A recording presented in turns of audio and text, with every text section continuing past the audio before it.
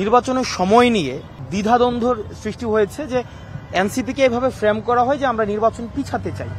দেখেন, নির্বাচনের সময়টা আমাদের কাছে মুখ্য না। সেটা ফেব্রুয়ারিতে হতে পারে, সেটা প্রয়োজনে ডিসেম্বরে হতে পারে, সেটা প্রয়োজনে আরো এগিয়ে নিয়ে হতে পারে, আগামীকালও প্রয়োজনে হতে পারে, কোনো সমস্যা নেই।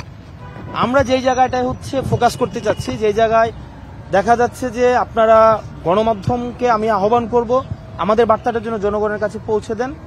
আমরা বলেছি যে নির্বাচন যদি হয় সেটির আগে কিছু শর্ত রয়েছে।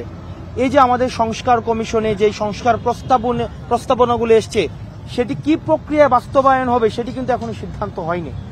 সেটির বাস্তবায়ন, সেটির লিগ্যাল ফ্রেমওয়ার্ক নিশ্চিত করে সেগুলো আজকে আমাকে নিশ্চিত করে দেন, আপনি প্রয়োজনে কালকে নির্বাচন করে দেন। বরং একটি গ্রহণযোগ্য, স্বচ্ছ এবং যেখানে জনগণের আশা আকাঙ্ক্ষার প্রতিফলন ঘটে এই নির্বাচন যেন হয়, সেটির জন্য প্রয়োজনে আমরা সহায়তা করব। কারণ আমরা চাই নির্বাচনে কে জিতবে কে হারবে সেটি জনগণ নির্ধারণ করবে। এনসিপি জিতবে কি জিতবে না, বিএনপি জিতবে কি জিতবে না, সেটি আগে থেকে নির্ধারিত হওয়ার কোনো সুযোগ নেই।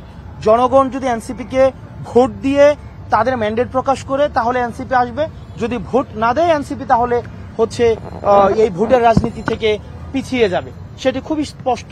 কিন্তু আমরা যেটি নিশ্চিত করতে যাচ্ছি, সংস্কার বাস্তবায়নের যে বিষয়টি রয়েছে এবং বিচারের যে বিষয়টি রয়েছে সেটি বাস্তবায়নের সুস্পষ্ট বার্তাটি আসা উচিত। দেখেন, সংস্কার বাস্তবায়নের কিন্তু এখনো পর্যন্ত কোনো সিদ্ধান্ত হয়নি।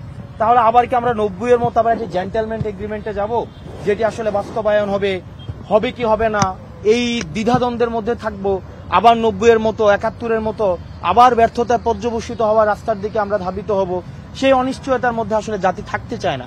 সেজন্য আমরা চাই নির্বাচন অবশ্যই হওয়া উচিত, বরং যারা নির্বাচন সময় মতো হতে চায় তাদের উচিত এই বাস্তবায়ন প্রক্রিয়া এবং বিচার প্রক্রিয়ার জন্য তারা যেন আরো বেশি জোর প্রদান করে।